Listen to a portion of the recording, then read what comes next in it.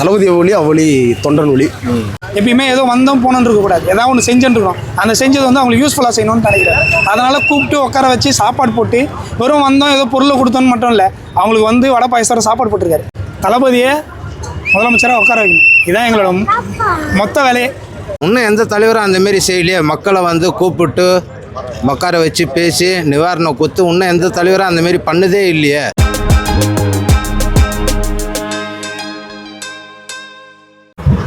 வணக்கம், உங்கள் பேர்ண்ணா? சார் நான் ஊட்டியிலேருந்து ரமேஷ் பேசுகிறேன். ஓகேண்ணா. எங்கேருந்துண்ணா வந்திருக்கீங்க? நீலகிரி மாவட்டம் ஊட்டி. ஓகேண்ணா. இப்போ தளபதியோட வருகைக்கு வந்து வெயிட் பண்ணிட்டு இருக்கீங்களாண்ணா? தளபதியோட தீவிர தொண்டன் மட்டும் இல்லை, 30 ஆண்டு காலமாக தளபதி கூட பயணிக்கிறேன். தமிழக வரலாற்றில் நீலகிரி மாவட்டத்தோட ஒரு முக்கிய பொறுப்பாளராக தலைவராக இருந்து மக்களிடையே ஒரு மிகப்பெரிய எழுச்சியையும் தமிழக வெற்றி கழகத்தோட வளர்ச்சியையும் எடுத்து கூறி இன்றைக்கி மாபெரும் 2024 மிக சிறந்த ஒரு எடுத்துக்காட்டுக்காகவும் வல்லுநராகவும் தமிழக வரலாற்றில் வந்து நீலகிரி மாவட்டம் ஒரு மிகப்பெரிய அரிச்சுவடியாக எங்கள் தமிழக வெற்றி கழகம் நடைபெற்று கொண்டிருக்கிறது.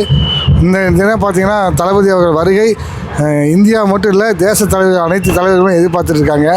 தலைவரோட வருகை வந்து பார்த்திங்கன்னா சாதாரண வருகை அல்ல, அவரோட அத்தனையுமே பார்த்திங்கன்னா ஒரு ஒவ்வொரு நாளும் ஒரு ஆத்திச்சூடி மாதிரி.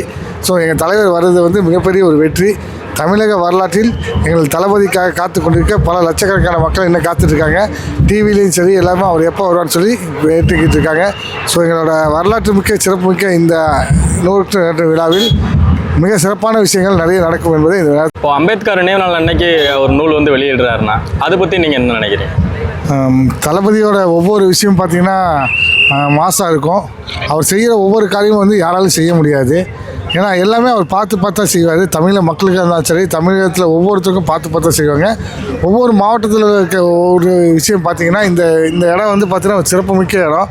பல லட்சக்கணக்கான மக்கள் கூடுகிற இந்த இடத்துல வந்து இந்த வரலாற்று சிறப்புமிக்க இந்த புத்தக திறப்பு விழா வந்து மறக்க முடியாத ஒரு சம்பவமாக இருக்கணுக்காக தான் எல்லாத்துக்கும் முன்னாடியும் இந்த நாளில் வந்து இந்த திறப்பு விழா கொண்டாடி அவர்களோட கொள்கையை வந்து எங்களோட கொள்கை தமிழக வரலாற்றில் வெற்றி கொள்கையாக இருக்கும்னு சொல்லி இந்த நேரத்தில் தெரியப்படுத்திருக்கேன். இப்போ விசிகா தலைவர் திருமாவளவன் வந்து இங்கே வரல அப்படின்றது ஒரு சர்ச்சையாகவே போய்கிட்டு இருந்துச்சு. இப்போ அவர் வந்து காலையில் தெளிவுபடுத்தியிருந்தார், இதை வந்து அரசியலாக்க வேணாம், அவர் விஜய் வந்து அவர் போய் எல்லா வேலைகள் பார்க்கட்டும் அப்படின்ற மாதிரி. அதை பற்றி நீங்கள் என்ன நினைக்கிறீங்க? ஸோ அது வந்து அரசியல் ரீதியாக பார்த்திங்கன்னா தளபதிக்குன்னு ஒரு தனி மகத்துவம் இருக்குது. தளபதி வருகை தான் தமிழ்நாடு காத்துட்ருக்கு. ஸோ மற்ற இதை நம்ம எதுவும் பேச வேணாங்கிறது எங்களோட நோக்கம். எங்களுக்கு ஒன்லி தளபதி மட்டும்தான். தளபதி தான் எங்களோட ஆணைவர், தளபதி தான் உலகம், தளபதி தான் எங்களுக்கு எல்லாமே. இப்போ 2026 தேர்தல் எப்படின்னா இருக்க போகுது? பொறுத்து பாருங்கள், மக்களோட ரிசல்ட் எப்படின்னு உங்களுக்கே தெரியும். 2020 mass of Tamil Nadu, mass of entry, mass of CM 2026 sir. வணக்கம், சொல்லுங்கள். பேருண்ணா? சரவணண்ணா, நாமக்கல் மாவட்டம் மேற்கு மாவட்டம் பரமத்திவேலூர் சட்டமன்ற தொகுதினா. இப்போது தளபதி வந்து முதல் முறையாக ஒரு வெளி நிகழ்ச்சிக்கு வந்திருக்காரு, அதுவும் அம்பேத்கரோட நினைவு நாளப்போ வந்திருக்காரு. ஒரு நூல் வந்து வெளியேறதா வந்திருக்காரு. இது உங்களுக்கு எவ்வளோ சந்தோஷமாக இருக்குது? நான் இது வந்து மக்களுக்கு ஒரு சந்தோஷம்னா, படிக்கிற இப்போ கல்வி மாணவர்கள் மாணவிங்க காலேஜு இது ஒரு நாலேஜ் மாதிரி இதுதான். இவர் ஒரு இதில் பண்ணாலும் இன்னும் கொஞ்சம் பெனிஃபிட்டாக இருக்குங்கண்ணா எல்லாத்துக்கும். இப்போது விசிகா ஒரு தலைவர் திருமாவளவனாக இருக்குதா, இப்போது அதுக்கிடையில் ஒரு சின்ன கான்ட்ரவர்சியெல்லாம் போயிட்டு இருந்துச்சு. சரி, அதை காலையிலுமே அவர் வந்து கொஞ்சம் இது அரசியல் ஆக்க வேணாம் அப்படின்ற மாதிரியும் சொல்லியிருந்தார். இதை பற்றி நீங்கள் என்னென்னா? இது அரசியல் இது கிடையாதுங்கண்ணா. இது தளபதி ஒளி அவளி தொண்டன் ஒளி. இதை பற்றி வந்து அரசியலாக்க வேணாம். இது வந்து பொது இது. ஆமாம், இது பொது இது. அவர் வழக்கறிஞர் இது. அதனால் வந்து அம்பேத்கர் வந்து வழக்கறிஞர், அதனால் வந்து அதுக்கு எந்த இது இல்லைங்களா. இப்போது தளபதியை வந்து நடிகராக இருந்து இப்போ ஒரு அரசியலுக்குள்ளே வரும்போது அவரை எப்படின்னா நீங்கள் பார்க்குறீங்க? ஆனால் எப்படி நான் சொல்கிறது, எப்படி ஒரு கடவுள் சிற்பி மாதிரிண்ணா, செதுக்குனா எப்படி இருக்குமோ அந்த மாதிரி அவர். இப்போது அவர் நிறைய நட்பயன்கள் அந்த மாதிரி நிறைய தொண்டுனர் அது மாதிரிலாம் நிறையா விஷயங்கள் போயிட்டு தான் இருக்குது. ஆனால் ஒரு சில கான்ட்ரவர்சியுமே வந்துட்டு இருக்கு. அவர் நல்லது பண்ணாலும் சரி பண்ணலாம் சரி, ஏதோ ஒரு பக்கம். ஏன்னா இப்போ நம்ம வெள்ளம் வந்ததுக்கு கூட நம்ம கூப்பிட்டு கொடுத்துருந்தாரு, அதுக்கு ஏன் நேரில் வரல அப்படின்ற மாதிரியானதும் நிறையா போச்சு. ஆமாங்க, அது என்னன்னா, ஆனால் அது வந்து இப்போ அண்ணன் தளபதி போனாருன்னா அது தேவையில்லாத கூட்டங்கள் வரும்னா, தேவையில்லாத பிரச்சனைகள் வரும். அந்த இடத்துல வந்து ஒருத்தர் ஒரு பிரச்சனையெல்லாம் அங்கே போய் பேச முடியாது, கேட்க முடியாது. அதனால் நேரடியாக கூப்பிட்டு பேசி எல்லாம் பண்ணி இது கொடுத்து அவங்களோட குறைகளை சொன்னாங்க. அவர் எல்லாம் செஞ்சு தரேன், எல்லாம் பண்ணி தரேன்னு சொல்லி இது பண்ணாரு. இப்போ தளபதி வரைக்காக தான் நீங்கள் வெயிட் பண்ணி? ஆமாங்கண்ணா, ரொம்ப தமிழக வெற்றி கழகத்தில் ஒவ்வொரு தொண்டனா 100 பேத்துக்கு சமனா.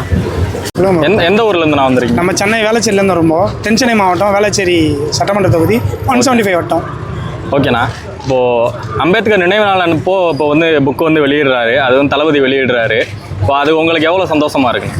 எனக்கு பார்த்தீங்கன்னா மிகப்பெரிய சந்தோஷம் ப்ரோ. எங்கள் தளபதி கட்சி ஆரம்பித்து இவ்வளோ ஷார்ட் பீரியடில் ஒரு மாநாடு பெரிய சக்ஸஸ்ஃபுல் பண்ணிவிட்டு அடுத்ததாக வந்து பார்த்திங்கன்னா ஃபஸ்ட்டு பொதுக்குழு மட்டத்தில் பேசுகிறார். ஸோ அது வந்து மிகப்பெரிய எக்ஸ்பெக்ட் பண்ணுறோம். ஸோ அவரோட ஸ்பீச் இப்போ பார்த்தீங்கன்னா பொது மீட்டிங் பார்த்தீங்கன்னா அவர் பொது வழியில் பேசுனதே வந்து பார்த்திங்கன்னா மாநாடுக்கு அப்புறம் இப்போ தான் வந்து ஃபஸ்ட் டைம் பொது வழியில் பேச போகிறாரு. அது இன்னும் நான் வெயிட் பண்ணுறேன். அன்றைக்கி எப்படி மாநாடுக்கு எவ்வளோ தூரம் வெயிட் பண்ணமோ அதை விட பெரிய இதுவாக வெயிட் பண்ணுறோம். அதுவும் அம்பேத்கர் நினைவு நாளுக்கு அவர் பேசுறது வந்து பயங்கர இதுவாக வந்து எக்ஸ்பெக்ட் பண்ணி வெயிட் பண்ணுறோம் ப்ரோ. ஓகே. இப்போ தளபதியோட வருகைக்கு வந்து வெயிட் பண்ணிட்டு இருக்கீங்களா? ஆமாம் ப்ரோ. எப்பயுமே அவர் எப்பயுமே வெயிட் பண்ணிட்டு இருப்போம். நாங்கள் என்னென்ன சொல்ல முடியல, வார்த்தை இல்லை. அது எப்போவுமே வெயிட் பண்ணுவோம். அது டைமு இது அதெல்லாம் இல்லை. அவர் நாளைக்கு வரணும் கூட இன்றைக்கி வந்தால் நான் உள்ளே வெயிட் பண்ணி தான் இருப்போம். இப்போது அவர் வந்து நீங்கள் சினிமா துறையில் அவர் ஒரு இதாக பார்த்துருப்பீங்க. இப்போ வந்து அவர் கூட சேர்ந்து அரசியலில் பயணிக்கிறீங்க. இது எந்த அளவுக்கு சந்தோஷமாகவும் அது அவர் கூட ஒர்க் பண்ண எனக்கு பிடிச்சிருக்கும் ப்ரோ. உண்மையாகவே நான் ரொம்ப பெருமையும் படுறேன். இவ்வளோ நாள் ரசிகராக இருந்து நாங்கள் அது பண்ணோம் இது பண்ணோமான்னு இல்லை. இதுக்கப்புறம் மக்கள் சர்வீஸ் பண்ணுறது எவ்வளோ பேர் நடிப்பு நடிச்சிருக்காங்க பாருங்கள். பையன் கூட வந்திருக்கான். எதுக்கு வந்திருக்கான்? பார்க்க போகிறோன்னு விடவே இல்லை. அவன் எங்கேயுமே இல்லை.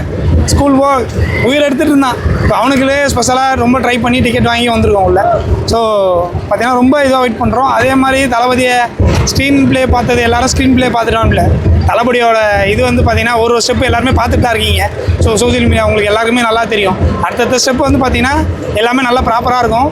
ஸோ பார்த்தீங்கன்னா மற்ற அரசியலுக்கு இது மாதிரி இருக்காது எங்கள் தளபதியோட இது. இப்போ திருமாவளவன் வரல அப்படின்றதுக்கு அவர் காலையில் ஒரு ரீசன் சொல்லியிருந்தாரு.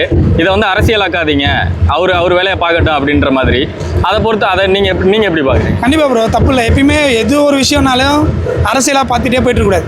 இப்போ பார்த்தீங்கன்னா எல்லாத்துக்குமே ஒரு விஷயம் இருக்கும்ல. ஸோ அதுக்கு அவங்களுக்கு ஒரு கமிட்மெண்ட் இருக்கும். அவங்களுக்கு ஒரு இது. அவர் பார்த்தீங்கன்னா அவருடைய மொத்த லைஃப்பையும் பார்த்துட்டு அவருக்கு ஒரு அமைப்பு வச்சுட்டு அவர் இவ்வளோ நாளாக ட்ராவல் பண்ணுறாரு. அவருக்கும் ஒரு ஸ்ட்ராட்டஜிஸ் இருக்கும். அவங்களுக்கு ஒரு கட்டமைப்பு இருக்கும். அந்த கட்டமைப்பில் நான் எல்லாமே இருக்கும். அவருக்கு ஷெட்யூல் இருக்கும், எம்பி. ஸோ அதெல்லாம் இருக்குல்ல, எல்லாத்தையும் பார்க்கணும். எல்லாத்தையும் போட்டு மிங்கிள் பண்ணின்னு ஸோ பார்த்தீங்கன்னா ஏதோ ஒரு டைமை வந்து நியூஸாகவே இது பண்ணிட்டு இருக்கோம். ஸோ பொதுத்தனமாகவும் ஒன்று பார்க்கணும்ல. இப்போ அதை இது பண்ணாதீங்க, கண்டிப்பாக பண்ணாதீங்க. நாளைக்கு எப்படி வேணாலும் இருக்கலாம்ல சேஞ்ச் ஆஃப். இப்போ ரீசெண்டாக நமக்கு வந்து புயலுக்கு வந்து நிவாரண நிதியெல்லாம் கொடுத்துட்டு இருந்தாரு. அது ஒரு ஆஃபீஸில் அலுவலகத்தில் வச்சு கொடுத்துட்டு இருந்தாரு. இப்போ அது வந்து களத்தில் இறங்கலை அப்படின்ற மாதிரியெல்லாம் நிறைய கான்ட்ரவர்சி போயிட்டு. உண்மையாகவே சொல்கிறேன், இதை மட்டும் சொல்லிகிட்டே இருக்காதீங்க. ஏன்னா அவர் வந்து என்ன இதுன்னு சரி, அவர் வந்து இப்போ ஒரு ரோட்டில் நிற்கிறாருன்னா பாதுகாப்பு கொடுக்க முடியுமா? ஃபஸ்ட்டு அதுக்கு எதனா பண்ண முடியுமா? ஸோ யாராக இருக்கட்டுமே. இப்போது பார்த்தீங்கன்னா நான் அதை சொல்லக்கூடாதலாமா சொல்லாமல் தெரில. இப்போ பொன்முடி போனார். அது பாவம் அவர் பண்ணுறாரு பண்ணலன்றது ஒரு சேர சரிச்சிருக்காங்க. அது ஒரு சம்பவம் பெரிய யூஸ் ஆயிடுச்சுல. ஆயிடுச்சா இல்லையா? ஸோ அது மாதிரிலாம் இல்லை. ஸோ அது மாதிரி இருக்க வாய்ப்பு இல்லை. இருந்தாலுமே ஒரு அவரால் வந்துச்சுன்னா மற்றவங்கள அவரே சொல்லிட்டார் அதுக்கு விளக்கம். நான் உங்ககிட்ட வந்து நேராக உட்காந்து பேச முடியாது, உங்களுடைய குறைகளை கேட்க முடியாது. வந்தோம் கொடுத்தோன்னு போகக்கூடாது. எப்பயுமே ஏதோ போனோன்னு இருக்கக்கூடாது. ஏதாவது ஒன்று செஞ்சுட்டு இருக்கணும். அந்த செஞ்சது வந்து அவங்களுக்கு யூஸ்ஃபுல்லாக செய்யணும்னு நினைக்கிறேன். அதனால் கூப்பிட்டு உட்கார வச்சு சாப்பாடு போட்டு வெறும் ஏதோ பொருளை கொடுத்தோன்னு மட்டும் இல்லை, அவங்களுக்கு வந்து வடை பாயசத்தோட சாப்பாடு போட்டிருக்காரு. அதில் நானும் பங்கெடுத்துருக்கேன். சரிங்களா? அந்த சாப்பாடு போட்டதில் நானும் ஒரு ஆளாக வந்து எல்லாம் பார்த்துருக்கேன். சரிங்களா? அது மாதிரி சாப்பாடு போட்டு உட்கார வச்சு அவங்ககிட்ட நல்லா விசாரித்து ஒருத்தர் கையிலையும் அவரே கொடுத்துருக்காரு. ஏதோ 10 பேர்கிட்ட கொடுத்தோம் போனோம் ஃபோட்டோ போட்டு போகிறதுக்குனால இதுவே கிடையாது. நான் ஒரு 10 பேருக்கு கொடுத்தாலும் அந்த 10 பேருக்கு ப்ராப்பராக போய் சேரணுன்றதில் அவர் தெளிவாக இருக்கார். அதே மாதிரி தான் அவரோட முன்னெடுப்பு எல்லாமே. அவரோட கட்சியை தமிழக வெற்றி கழகத்தோட முன்னெடுப்பு ஒன்றுமே பார்த்தீங்கன்னா ஒரு தெருவுக்கும் போய் சேரணுன்ற ஒரு குடும்பத்துக்கும் ஒரு வீட்டுக்கும் போய் சேரணுன்றதான் எங்கள் தளபதியோட நோக்கம், எங்கள் வெற்றி கழகத்தோட நோக்கம். இப்போது 26 தேர்தல் வந்து தமிழக வெற்றி கழகம் முதல்வர் ஆயிடுவாரா தளபதி? ப்ரோ கண்டிப்பாக பண்ணுறது தான் எங்களோட மொத்த கட்ட வேலையாக தான். தளபதியை முதலமைச்சராக உட்கார வைக்கணும். இதுதான் எங்களோட மொத்த வேலையே. அதுக்கு உங்களுக்கே தெரியும், நான் எதுவும் சொல்ல தேவை. அபிஷா அதுவே உண்மைன்றது தெரியும். அதுதான் ஆக போகிறது. அது எந்த ஒரு மாற்றமே இல்லை. மாற்றே எங்கள் தளபதி மட்டுமே. தளபதி அவர்கள் இங்கே வர்றதுக்கு காரணத்துக்கால் அனைத்து மக்களும் நாங்கள் இங்கே வந்து சேர்ந்துக்கிறோம். அதனால் இவ்வளோ ஜனத்தை பார்த்து யாராக இருந்தாலும் கொஞ்சம் பயம் தட்ட ஆரம்பிச்சிச்சு. எங்கள் தளபதி வந்ததுனால கொஞ்சம் அதை பாருங்கள். நீங்கள் பார்த்து இந்த வீடியோவில் போடுங்க. இவ்வளோ ஜனத்தையும் நீங்கள் வந்து கவர் பண்ணுங்கள். இது ஒரு நிகழ்ச்சினால எல்லாருமே ஒத்துப்பட்டு எல்லாருமே வந்துக்கிறோம் இந்த இடத்துல. நாங்கள் இப்போ தளபதியோட வருகைக்கு வந்து காத்துக்கிட்டு இருக்கீங்களாண்ணா? அது உண்மைதான்ப்பா. இப்போ இந்த திருமாவளவன் விஜய் இவங்க ரெண்டு பேத்துக்குள்ளான ஒரு கான்ட்ரவர்சி இப்போ போய்கிட்டு இருந்துச்சு. ஆமா. அது திருமாவளவன் காலையிலே சொல்லிட்டாரு, இந்த மாதிரி இதை வந்து அரசியலாக்காதீங்க, அவர் விஜய் வந்து அவர் வேலையை பார்க்கட்டும் அப்படின்ற மாதிரி. இப்போ அதை பற்றி நீங்கள் என்ன நினைக்கிறீங்க? அவர் என்ன சொன்னார்னா அது கரெக்டு தான். அது நாங்கள் வந்து இதை அரசியலாக பார்க்கல. புக்கு வெளியீடு விழாவுக்கு வந்து நாங்கள் வந்து எல்லாம் ஒத்துமையாக தான் நாங்கள் வந்து இங்கே வந்து சேர்ந்துக்கிறோம். அது கட்சி வேறுபாடு இது கிடையாது. இப்போ வந்து இப்போ தளபதி வந்து இது கொடுத்துருந்தாரு, நிவாரண நிதியெல்லாம் கொடுத்தாரு. இப்போது ஆமாம், அது சிறப்பாக நடந்ததுக்கு அது சிறப்பான முறையில் நடந்தாலுமே வெளியில் வந்து பேசுனது தான் உங்களுக்கு தெரியும். அவர் வந்து நேரடியாக வந்து களத்தில் வந்து பார்க்கல, அவர் வந்து அங்கே ஃபார்முக்கு வர சொல்லி தான் பார்த்தாரு அப்படின்ற மாதிரியான விஷயங்கள்லாம். இன்னும் எந்த தலைவரும் அந்தமாரி செய்யலையே. மக்களை வந்து கூப்பிட்டு உட்கார வச்சு பேசி நிவாரணம் கொடுத்து இன்னும் எந்த தலைவரும் அந்தமாரி பண்ணதே இல்லையே. எங்கள் தளபதி பண்ணது வந்து எங்களுக்கு ரொம்ப பெருமையாக தான் இருக்குது. இது வரைக்கும் எந்த தலைவரும் வந்து அந்த இடத்துல போகிறதுக்கு ரொம்ப தயக்கமாக இருக்கிறாங்க. ஏன்னா எங்கள் தளபதி போகலனாலும் அவர் என்ன செய்யணுமோ அது மக்களுக்கு நின்ன இடத்துல அவர் செய்கிறாரு. இப்போ இந்த 2026 தேர்தல் எப்படின்னா இருக்க போகுது? பயங்கரமாக இருக்கும்.